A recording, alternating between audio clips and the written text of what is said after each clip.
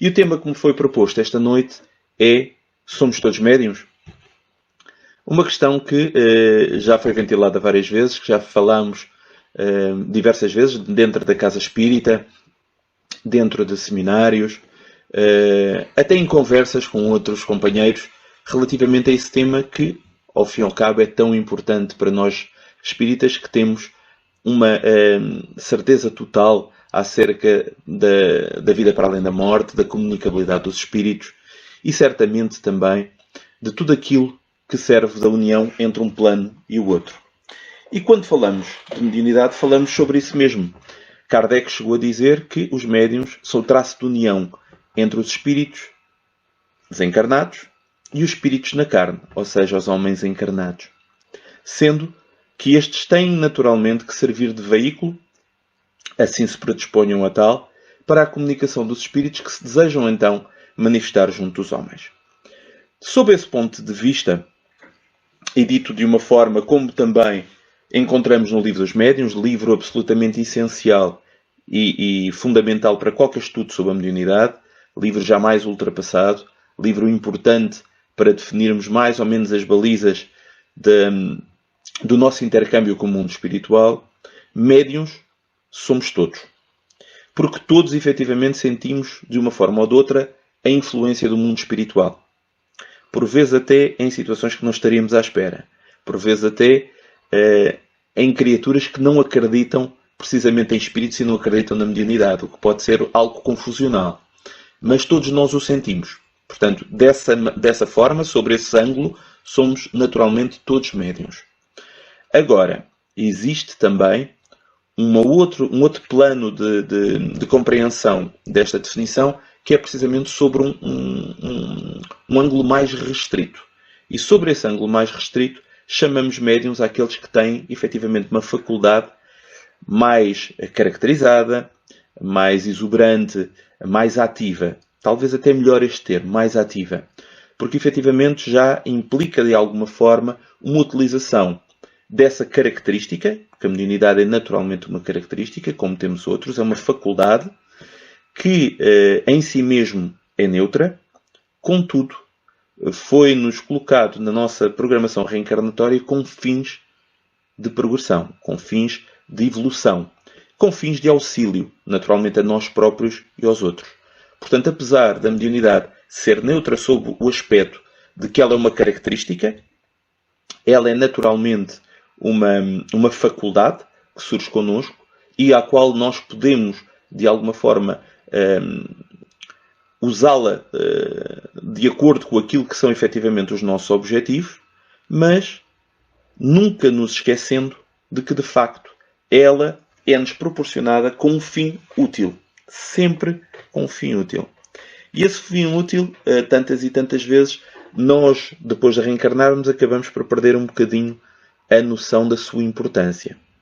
Uma vez que a mediunidade é também um instrumento, é uma ferramenta que nos auxilia na nossa evolução e que nos permite, em tantas e tantas situações, não sermos acometidos por outro tipo de acertos perante a lei divina que nos poderiam ser assacadas.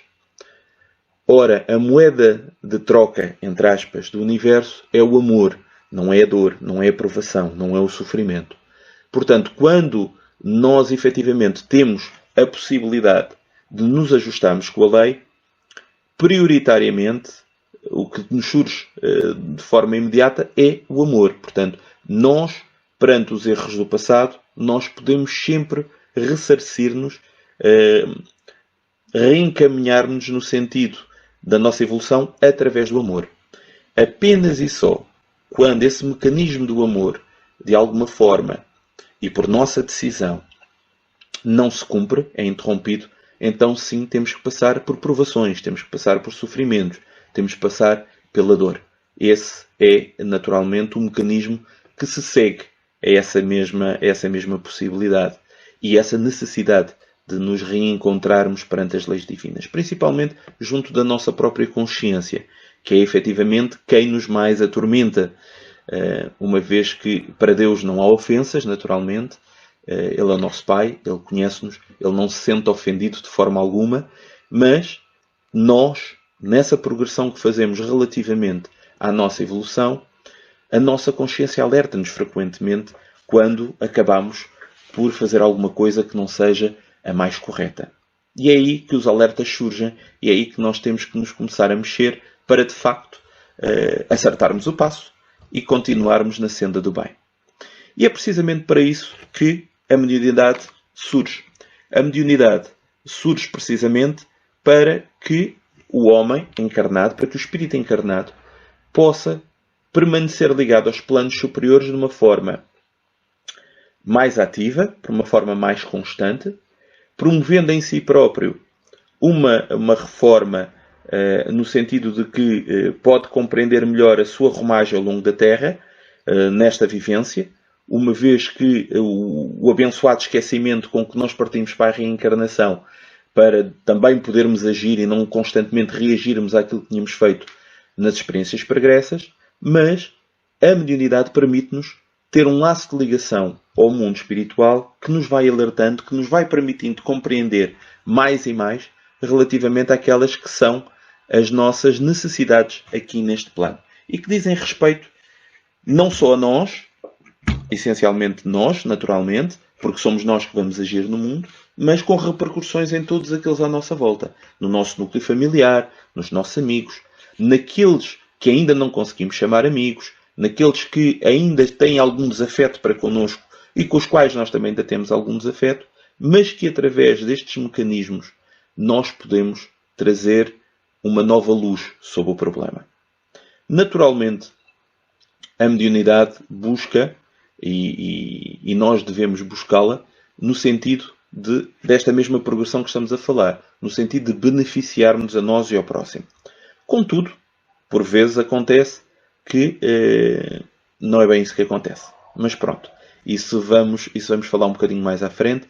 Vamos falar agora, essencialmente, acerca do que a mediunidade é na nossa romagem terrena, nos períodos em que ela surge, na forma como ela surge. Como dissemos anteriormente, ela é um instrumento para o bem. Mas, por vezes, ela surge nos homens e nas mulheres, naturalmente, aqui homens num sentido mais global, em que pode ainda não existir uma abertura muito grande para a mesma. É comum, é frequente ouvirmos dizer mas eu não quero ser médium, isso dá muito trabalho, eu não quero sentir influências, eu quero ser igual a todos os outros, eu não quero passar por situações que podem ser de alguma forma perturbadoras, podem ser incomodativas, que podem me fazer ter uma vida diferente daquela que eu teria se não fosse médium.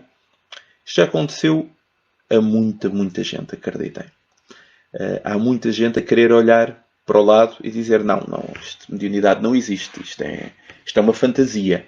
E estão dispostos a tudo, até admitir outras coisas, para algumas delas bastante mais dolorosas, para não admitirem a mediunidade. Contudo, ela permanece. Contudo, ela existe. Contudo, ela é um património do indivíduo. Quer esse indivíduo seja rico, seja pobre, seja novo, seja velho, tenha que escolaridade tiver, mas ela é uma característica e uma faculdade do indivíduo, independentemente de tudo o resto. E quer ele a negue, quer ele não a negue, ela não vai desaparecer por causa disso.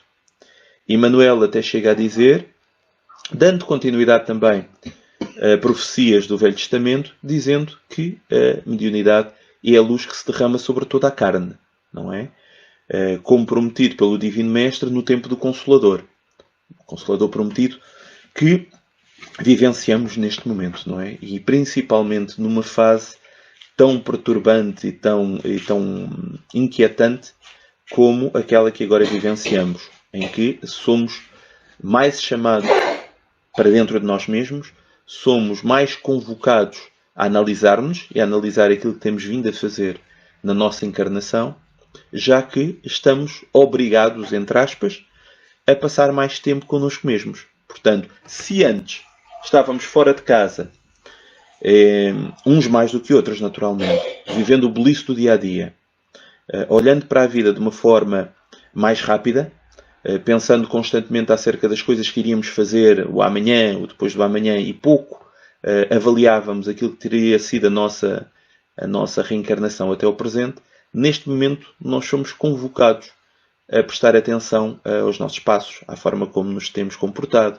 àquilo que são as nossas, ou aquilo que são os nossos compromissos perante a espiritualidade, e nesse sentido a mediunidade torna-se, ou pode tornar-se também, não só um trampolim, como um incentivo para nós buscarmos uma realidade maior, uma realidade mais intensa de amor, de devoção, de entrega, e que nos pode fazer muito, muito bem. Portanto, se a mediunidade é essa luz que se derrama sobre toda a carne, ela atinge todos os indivíduos. Ou pode, de alguma forma, tocar todos os indivíduos de todas as idades e em todos os locais. Não há nenhuma particularidade de um país relativamente ao outro, muito embora nós saibamos que, por questões culturais e também de aceitação, é compreendida a mediunidade diferente em locais diferentes, não tanto porque hajam países que não tenham médiuns, porque todos os têm, mas porque a própria cultura vigente pode impedir essa mesma população de se absorver, de alguma forma de se aperceber dessa mediunidade que brota em tantos e tantos seres. Portanto, há aqui um ponto que é interessante e que, uma vez que a mediunidade pode ser abordada de tantas maneiras, que eu gostaria hoje de abordar, porque é um tema que nem sempre nós abordamos com tanta frequência, que é a mediunidade que surge em idade precoce. Nós sabemos que quando reencarnamos, apesar de reencarnarmos como crianças, nós já somos espíritos com vivências já bastante antigas, já temos bastante passado, já temos bastante lastro que transportamos connosco.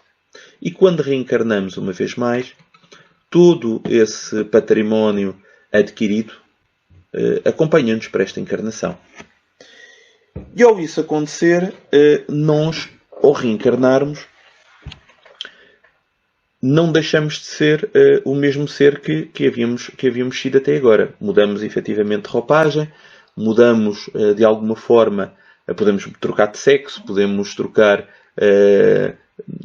de nação, podemos trocar de uma série de coisas, o corpo trocamos naturalmente, muito embora ele seja organizado de acordo com as necessidades que nós trazemos para esta encarnação e programado pelos engenheiros do espaço, não é? E é moldado em torno do nosso perispírito, com tudo aquilo que ele teve ao longo da sua existência, com todas as suas problemáticas, com todos os seus desafios. Ele é criado naturalmente de acordo com as nossas necessidades. E quando reencarnamos, passamos por um período em criança, não é? Passamos por um período em que efetivamente estamos ainda muito ligados ao mundo espiritual, mas onde o corpo, por isso mesmo, não está tão necessitado da interferência do espírito, nessa fase inicial. E então, normalmente é por essa altura que os espíritos nos vão preparando para a reencarnação, nos vão dando conselhos, nos vão ajudando a adestrar a acoplagem ao corpo físico. Até que começamos a ter um maior controle sobre o corpo, o espírito vai se afinizando ao corpo e vai começando a exercer a sua ação sobre ele. Na Revista Espírita de 1865, 6 de janeiro de 1865, um espírito amigo chega a dizer, através da médium Delane, que por esse período a criança mantém um contacto muito especial com o mundo dos espíritos. Sendo que até se utiliza uma expressão muito feliz, que é as crianças olham e sorriem para os anjos. E de facto é isso que está a acontecer, porque eles estão a perceber que à sua volta estão aqueles com quem falaram, com quem se prepararam para esta reencarnação e que estão ali ao seu lado, amparando-as, protegendo-as. E como a criança que está ao colo de um adulto e vê ao seu lado outro adulto com o qual já criou um laço afetivo importante e sorri para ele, o mesmo faz aos espíritos que estão à sua volta e aos quais tantas e tantas vezes lhes reconhece a face, lhes sente a vibração e que se sente amparada naturalmente por esses mesmos espíritos. Nessa fase há então um contacto muito próximo com o mundo dos espíritos. Contudo, a partir normalmente aí dos 7 anos, um pouquinho antes, um pouquinho depois, há também um maior desenvolvimento da personalidade e que leva a criança a ter um comportamento já mais vincado dentro do mundo das formas, contudo, não perdendo esse laço ao mundo espiritual que nós, na realidade, nunca o perdemos. Às vezes tapamos-lo, às vezes não o queremos olhar para ele, mas nós mantemos sempre esse laço com o mundo espiritual. É como se existisse aqui um módem que nos liga ao mundo espiritual. Esperemos que para o lado positivo, para o lado da ajuda e não tanto para aquele que nos pode perturbar. E é por isso mesmo que a criança, ao longo desses seus primeiros anos, e tendo esse laço com o mundo espiritual, vai observando espíritos, às vezes sorri para o nada, às vezes chama na direção de algo que os adultos por vezes nem sequer conseguem ver, diz que viu, quando já tem possibilidades disso, diz que viu determinada pessoa naquele dia, naquele lugar e mais ninguém efetivamente a viu. E esse é um período que, se levado com muita naturalidade, é uma fase de descobrimento muito positiva. É uma espécie também de um desenvolvimento interno dessa capacidade, dessa faculdade, desse sentido, desse sexto sentido que nos liga ao mundo maior.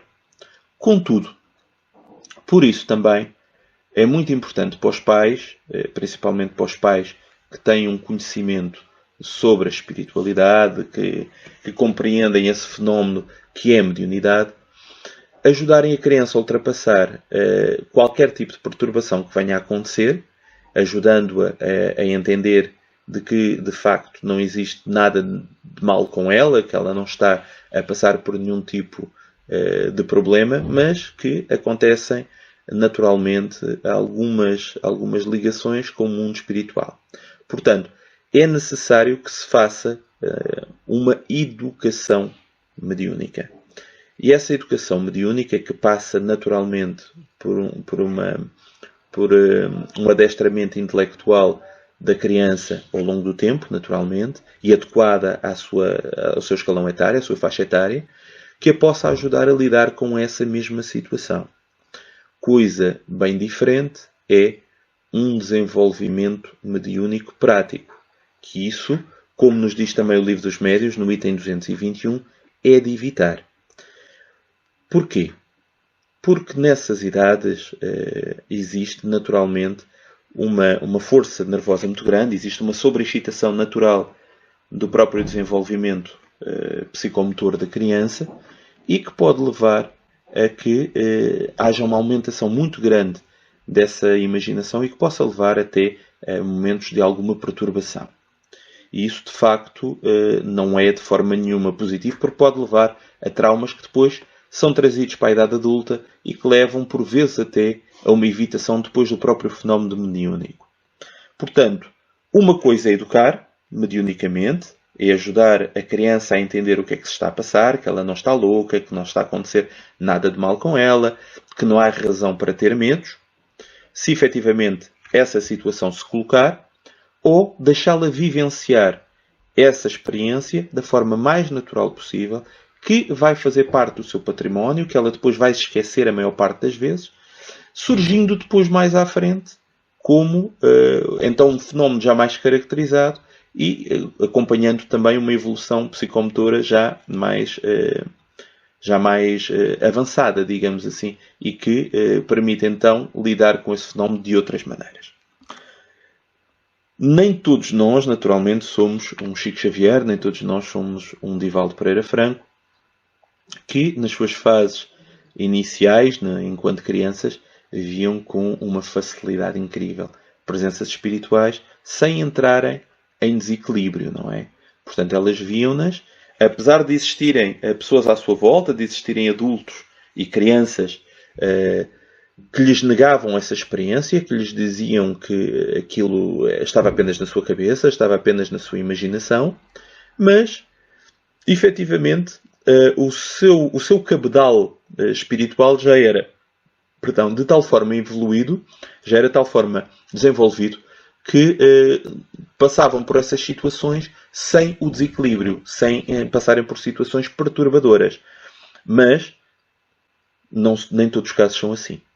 Por isso, quando às vezes ouvimos dizer que a criança, desde muito jovem, deve passar por um desenvolvimento mediúnico, às vezes até de alguma forma forçado, preocupa-nos um pouco, tanto na criança como muitas vezes no adolescente. Claro que há desenvolvimentos diferentes, mas mesmo no adolescente, por vezes, levá-lo para uma reunião de desobsessão ou qualquer coisa dessa natureza pode ser particularmente traumático.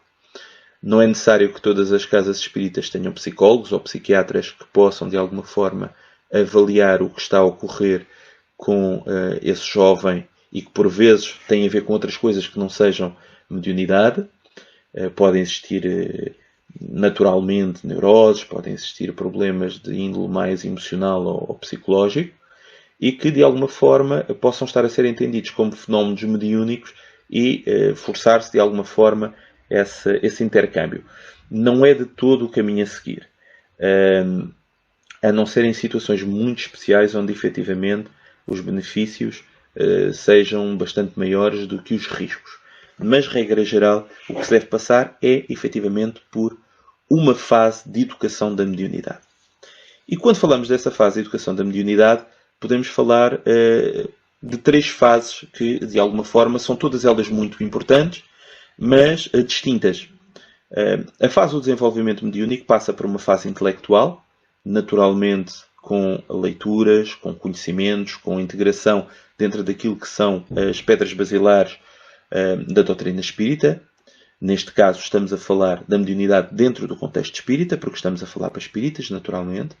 Portanto, é importante ter uma noção relativamente ao que é o espiritismo, quais é que são as balizas pelas quais o espiritismo entende a mediunidade, a leitura, a compreensão, a explicação, a palestra, a evangelioterapia que ajude no desenvolvimento dessa mesma parte intelectual, com leituras de livros que são absolutamente essenciais para conhecer a mediunidade. Já falámos do livro base, não é? Do livro dos médiuns de Allan Kardec, mas existem outros livros que também são muito importantes e que nos podem ajudar muitíssimo durante esse desenvolvimento. Muitos deles são de André Luiz, não é? Através da psicografia de Chico Xavier, que não é à toa que André Luiz foi considerado o intérprete, ou neste caso o correspondente do mundo dos espíritos, portanto uma espécie de repórter do mundo dos espíritos, uma vez que cada um dos seus livros traz verdadeiras reportagens sobre o mundo dos espíritos e a forma como ele se manifesta aqui no mundo das formas.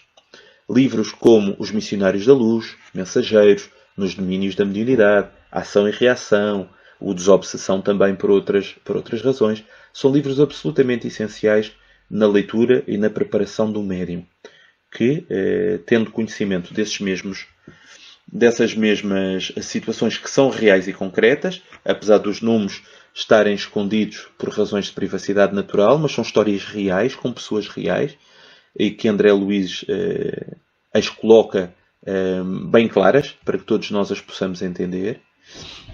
Chamo aqui particularmente a atenção para o livro Mensageiros, que acompanha a história de 5 médiuns, penso que são 5 médiuns, exatamente, e os seus momentos iniciais relativamente a essa mediunidade, a forma como ela se manifesta, os compromissos assumidos a quando da reencarnação e como cada um deles lidou com as promessas feitas e os seus compromissos mediúnicos, as suas falhas, as suas vitórias, a sua capacidade de adestrarem essa mesma mediunidade, de crescerem dentro dela, de ajudarem o seu semelhante e a si mesmos, naturalmente, e outros que também tentaram passar por esta reencarnação sem olhar para ela, sem a utilizar, ou pelo menos sem a utilizar de uma forma produtiva. Também já falaremos sobre isso, porque a mediunidade manifesta sempre de uma forma ou de outra. Portanto, esses livros são absolutamente essenciais para que possamos compreender o fenómeno mediúnico de uma forma mais ampla. Existe também, naturalmente, uma fase que é uma fase material, que é naturalmente quando o médium já começa a exercitar essa sua faculdade, dentro de um ambiente controlado, naturalmente, o centro espírita, de preferência, não é? Para nós somos espíritas, é no centro espírita que a mediunidade é adestrada e é onde ela é desenvolvida, e nesse sentido é muito importante ser muito bem orientado, porque os momentos iniciais normalmente estão cheios de dúvidas, de inquietações, de nervosismos, de ansiedades, o que é tudo natural. O que faz tudo parte de uma evolução, de uma curva de crescimento, e por isso o bom senso é fundamental, a compreensão das próprias características de cada um dos indivíduos é essencial, a paciência que é necessária para lidar com este fenómeno também, e onde se vão compreendendo que existem várias faculdades mediúnicas a surgirem, nem sempre aquela que nos parece inicialmente que virá a ser aquela de maior evolução é esse o caso, porque também por vezes acontecem que as pessoas surgem, por vezes acontece que as pessoas surgem na casa espírita com determinadas perturbações espirituais, e nem sempre isso revela que essa mediunidade vá ser aquela que vai acompanhar o médium ao longo de toda a sua vida. Digo isto, por exemplo, em casos onde alguém surge na casa espírita e diz que está a haver muitos espíritos, que eles são muito perturbadores, que o incomodam muito. E é natural pensarmos de que existe ali uma evidência, uma mediunidade de trabalho que poderá efetivamente ser adestrada e transformar-se num instrumento de trabalho muito importante. Por vezes é assim, acontece. Por vezes acontece ali um período de perturbação espiritual e essas imagens, essas visões que aconteciam ao médium passam a ser menos comuns e até por vezes acabam por sumir-se à sua própria consciência, e depois surgem outras características. Mas isto para vos dizer que existe essa fase mais material. Mas depois existe uma fase fundamental, que não é depois, acompanha todo este processo, que é a parte moral, e que diz respeito naturalmente à capacidade que o médium tem de se ultrapassar a si mesmo, de se renovar, de se tornar mais e mais humano, mais cauteloso, mais previdente, mais pacífico, mais amoroso, mais disciplinado. E isso é a marca do bom médium. Portanto, o bom médium é o bom homem, é o homem de bem. Portanto, esse é efetivamente o médium que está disponível e preparado para tudo aquilo que a espiritualidade lhe venha a trazer. É aquele que já se controlou, já se dominou nas suas más tendências e que já fez o esforço efetivo para incrementar cada vez mais as suas características positivas e libertar cada vez mais qualidades que possam equilibrar todas as imprevidências que surjam ao longo da sua vida. Porque ser médium não isenta ninguém de cair, bem pelo contrário. E a mediunidade, como todas as faculdades, exige que tenhamos um cuidado sobre ela. É o vigiai e orai que tantas vezes o nosso Mestre Jesus nos alertou. E como tal, essa mediunidade que se manifesta de uma forma natural, ao longo do tempo vai sendo burilada para se tornar uma faculdade cada vez mais voluntária. Por isso nós dizemos que também é uma fase do adestramento mediúnico, passar do médium natural ao sensível, que tantas e tantas vezes nem sequer sabe que é médium, e efetivamente produzem-se fenómenos sem ele ter a consciência de que ele é o elemento que o está a produzir, para ser um médium voluntário, para ser um médium consciente. Consciente no sentido de estar consciente que é médium. Porque não estamos a falar ainda aqui das características mecânicas da própria mediunidade. Portanto, consciente de que ele é médium, de que tem responsabilidades, de que tem cuidados que deve ter. E, naturalmente, o principal cuidado que deve ter é precisamente o respeito por essa faculdade mediúnica que lhe foi otorgada, que lhe foi oferecida, entre aspas, por Deus, para poder trabalhar com ela. E respeitá-la a ela e a tudo aquilo que a ela está, de alguma forma, associado. Quando dizemos isto, dizemos também que ser médium, ser elemento de ligação entre espíritos desencarnados e encarnados, é relativamente fácil. Fácil no sentido de que nós podemos sentir a influência e deixarmos-nos movimentar pelas inteligências invisíveis. Aliás, como lemos no livro dos Espíritos, de frequente, não é? Frequentemente somos dirigidos pelos Espíritos. Tal é a nossa proximidade com o mundo dos Espíritos, tal é o número da população espiritual nesta orbe terrena e tal é a nossa facilidade, digamos assim, ainda de sermos guiados pelos Espíritos. Naturalmente, o médium facultativo, o médium voluntário, aquele que já entendeu que é médium, tenta sempre, através de uma análise criteriosa, através das leituras que faz e do bom senso e sentido de crítica que vai alimentando ao longo da sua vida, deixa um bocadinho esse critério de se é fácil ligar ao mundo dos espíritos, eu ligo. Não. Ele cada vez mais está atento à qualidade das mensagens que lhe são transmitidas. Se efetivamente ele está a ser médium do bom senso, se ele está a ser médium de mensagens que sejam produtivas, se ele está a ajudar ou não está a ajudar aqueles à sua volta, ou, pelo contrário, está a ser elemento de alguma forma de ligação com espíritos que pretendem apenas desvirtuar as mensagens, mistificar, glorificar a sua própria imagem, a sua vaidade. Portanto, entre um e outro caso, existe todo um mar a separar. Portanto, o médium tem que ter essa noção, tem que compreender que atrair espíritos é extremamente fácil, a ser dirigido por eles é extremamente fácil, mas por quem é que ele está a ser dirigido? Com quem é que ele está a ligar? Que tipo de ligação e de compromisso é que ele está a fazer? Porque depois, naturalmente, a partir do momento em que existe uma ligação não só vibracional, mas quase vinculativa com as entidades que lhe passam a assessorar os seus pensamentos e as suas vontades, depois, não sendo impossível, porque não é, há sempre possibilidades de voltarmos atrás, nada é definitivo no sentido da nossa imperfeição, a única coisa que é definitiva são as qualidades que adquirimos e que nos transformam em pessoas melhores e que nos ajudam a crescer, mas aquilo que ainda não é tão positivo não é definitivo, isso é apenas um momento, mas convenhamos que existe uma maior dificuldade posteriormente de nos desvincularmos dessas ligações mais pesadas, mais trabalhosas, menos caritativas, menos lúcidas. Portanto, é importante estarmos sempre atentos a onde é que nos leva o nosso pensamento, quais é que são os nossos desejos, porque onde nós temos a nossa vontade, onde nós temos o nosso desejo, naturalmente que os nossos pensamentos vertem para aí. E naturalmente depois as nossas ações também.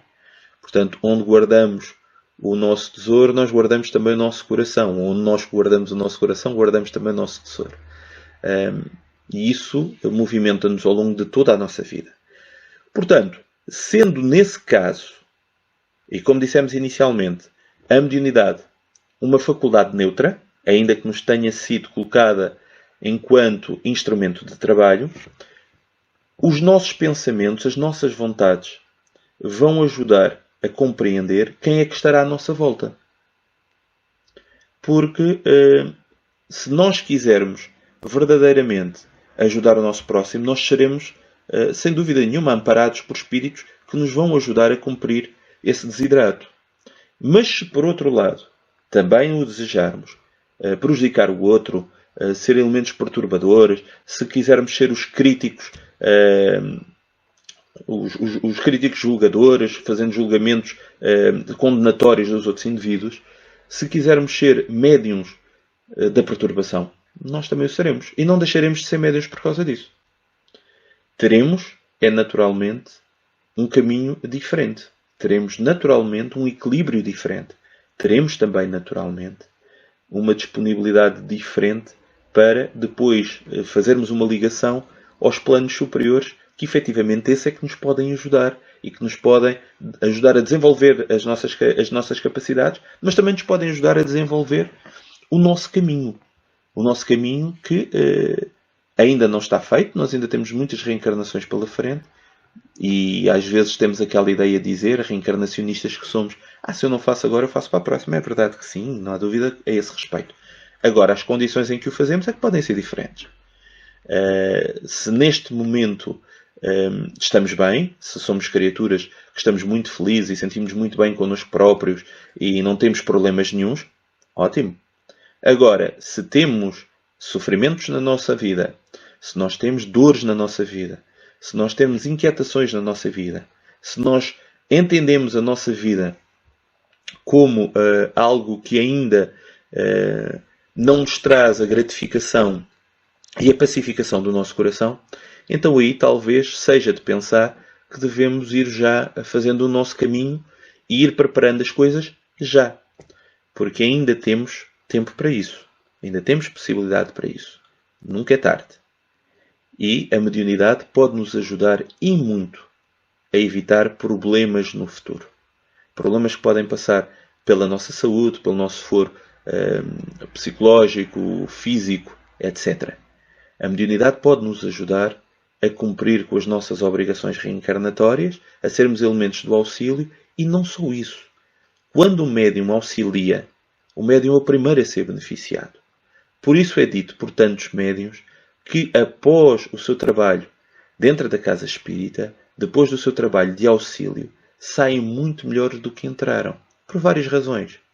Para já, porque houve uma ligação que estava ali, de alguma forma, a efetuar-se com, às vezes, espíritos sofredores, às vezes com espíritos que necessitam de auxílio e que são auxiliados dentro da casa espírita e que, após a tarefa cumprida, eles são levados para o mundo espiritual ou, de alguma forma, são auxiliados ainda aqui dentro do ambiente da crosta terrestre, mas já distante do médium, passa para um outro tipo de auxílio e o médium imediatamente cumpriu a sua tarefa e já se encontra desobrigado dessa mesma vinculação.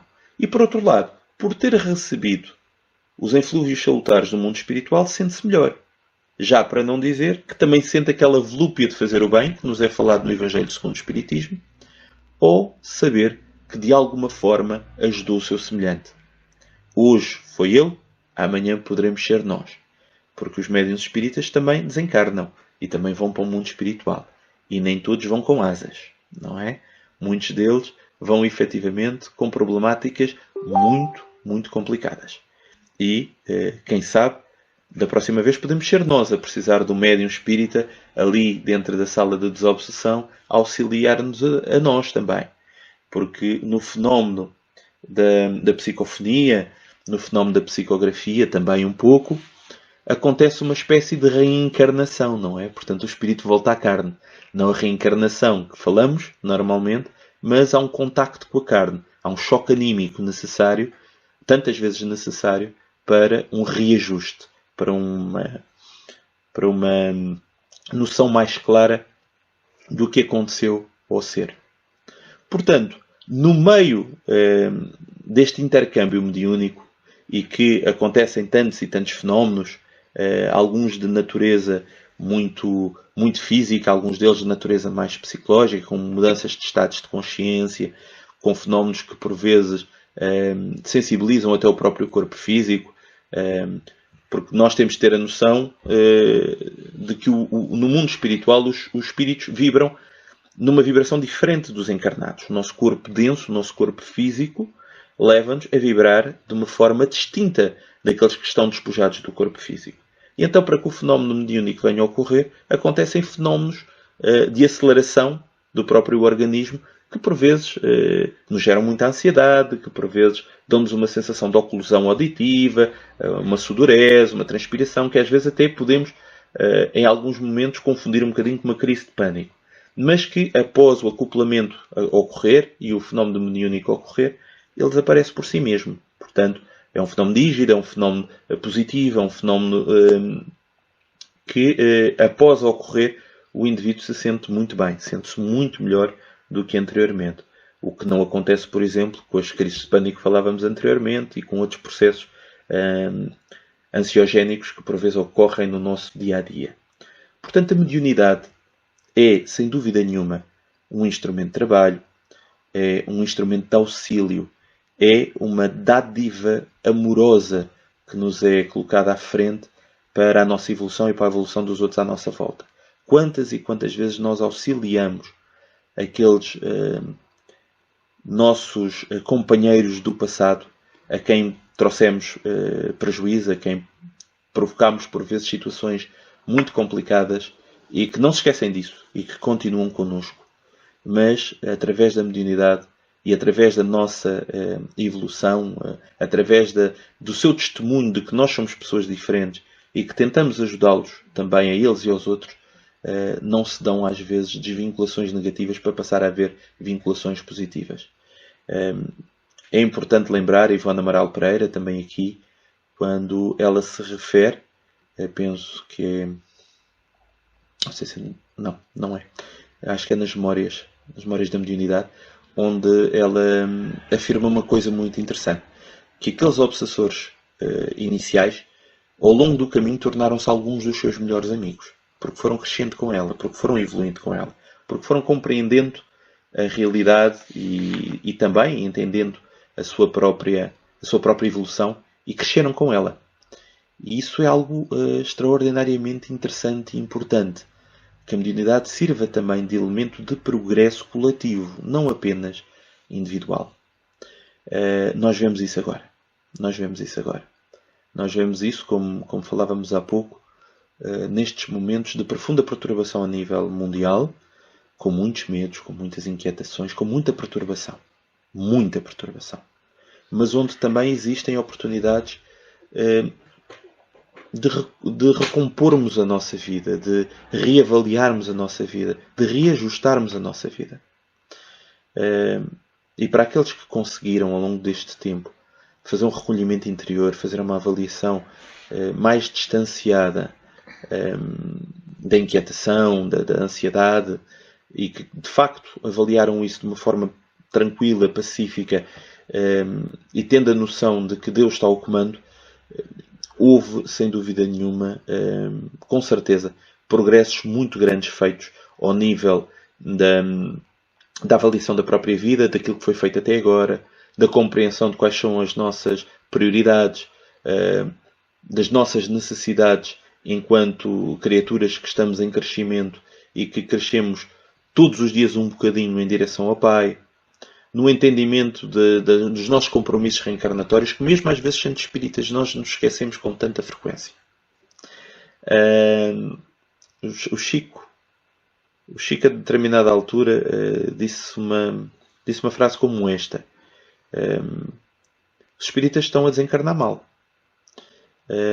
E quando ele dizia isto, não era nenhum tipo de crítica, naturalmente, nem o Chico se colocaria num papel de crítica, mas como alerta, dizendo que provavelmente os espíritas, como tantos outros, estão a desencarnar com sofrimento. E esse sofrimento advém de onde? Advém daquilo que foi a vida. Portanto, a vida que continua para além da vida é perturbadora se a nossa consciência vai pesada, se a nossa consciência ainda não está pacificada. E como reflexo dessa própria vida, o momento do desencarne pode ser ainda mais perturbador.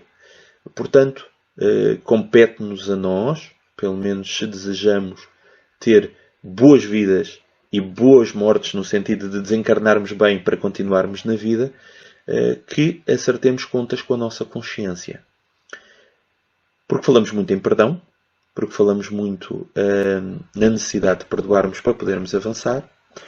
Por vezes colocamos isso apenas no sentido daquilo que é o exterior, mas às vezes temos que nos perdoar a nós próprios também. Isso é importante. Estou aqui a ver uma pergunta da Ana Gomes, que, como todos sabemos, é novata nestas coisas, né? Estou a brincar, Ana, a perguntar-nos se a mediunidade pode tornar-se perigosa. A mediunidade em si mesma não é perigosa. As perturbações não surgem da mediunidade. As perturbações a existirem existem anteriormente à mediunidade, a mediunidade pode tornar-se perigosa, sim, perante a nossa decisão de a utilizar de uma forma não disciplinada, não amorosa, não educada, como falávamos há pouco. Há até alguns pensadores espíritas que existe uma espécie de mediopatia. Essa mediopatia não tem nada a ver com a mediunidade de alguma forma nos prejudicar a um nível psicológico ou físico. Mas no sentido de, naqueles que já têm uma predisposição ou ao longo do tempo vão se habituando a uma ideia fascinada de que tudo sabem, que são elementos da verdade, que não se avaliam, que não têm capacidade crítica, que não conseguem compreender de que nós ainda somos pequenos relativamente àquilo que viremos a ser. Já somos grandes relativamente a muitas coisas que já fomos, mas ainda somos pequeninos relativamente àquilo que viremos a ser. E que não nos permitimos ser humildes, no sentido de perceber de que temos muito para aprender, de que devemos avaliar tudo aquilo que fazemos, num sentido positivo, não num sentido negativo, não é? Não vamos entrar na neurose de nos avaliarmos sempre de um ponto de vista negativo, mas avaliando-nos relativamente às nossas predisposições, das nossas vontades, a mediunidade pode tornar-se perigosa sim, como todas as faculdades podem ser perigosas quando não controladas. A mediunidade pode ser um cavalo selvagem a correr. Pode, sim, senhora. Se nós deixarmos que ela assim se torne, não é? E não tentarmos controlá-la. Nesse sentido, podemos, sem dúvida, insuflar o nosso ego ao ponto de precisarmos de 2 elevadores para subirmos um prédio, não é? Um para nós e outro para o ego. E como tal, a mediunidade pode ser um elemento ainda que nos leva a uma queda mais calamitosa. Mas isso a culpa não é da mediunidade. Isso a culpa é nossa, não é? Se a perturbação existe, a perturbação é nossa, não no instrumento.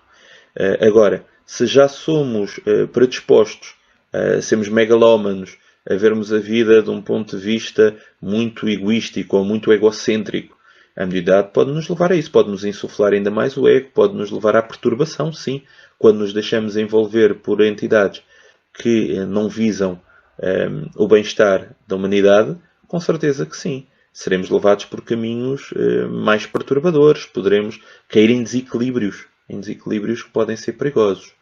Como também existem mediunidades que, de alguma forma, são mediunidades de acerto com as contas, não é? São mediunidades de exigência, são as chamadas mediunidades dolorosas, nas quais, quando nós nos afastamos do trabalho, quando nos afastamos da tarefa, mais uma vez, nós sofremos mais. Mas isso, mais uma vez, não é culpa da mediunidade. Essa responsabilidade é nossa. Mas sim, se não tivermos esse cuidado, ela ajuda-nos, a mediunidade ajuda-nos a galgar degraus para o bem ou não. Portanto, ela pode acelerar os eventos. No sentido global para a qual ela existe, é no sentido de nós caminharmos para o bem. Se desejarmos não a usar da forma mais correta, pode ser um elemento perturbador. Sim, senhor. No livro Nos Domínios da Mediunidade, de André Luiz, na sua abençoada ligação autoral e não só, não é? Com Chico Xavier, André Luiz e Emmanuel, que escreveram tantos livros através de Chico Xavier, com tónicas absolutamente extraordinárias do ponto de vista moral, do conhecimento científico, filosófico, etc. André Luiz, no final do livro Nos Domínios da Mediunidade, alerta-nos de que mais é importante que médiuns de psicografia, de psicofonia, médiuns excitadores, médiuns passistas, médiuns de efeitos físicos, médiuns psicopictográficos, ou seja o que for, o que o mundo mais precisa são médiuns do bom senso, são médiuns da paz, são médiuns do amor, são médiuns da saúde, no sentido mais global que ele possa ter. E nesse sentido, então, nesse aspecto, a mediunidade é abençoada. É efetivamente a luz que se derrama sobre toda a carne, que faz os velhos sonharem e os jovens profetizarem, e que faz a humanidade não perder o vínculo com o mundo espiritual, o mundo que é o seu mundo. Nós estamos aqui transitoriamente, caminhamos por estes caminhos numa viagem de trabalho, e ainda faremos várias aqui ou em outros clubes, criando cada vez laços mais positivos com aqueles à nossa volta, assim queiramos, limpando cada vez mais os caminhos onde antes tínhamos criado a perturbação e, naturalmente, lembrando-nos sempre do mundo espiritual, melhor nós fazemos este caminho.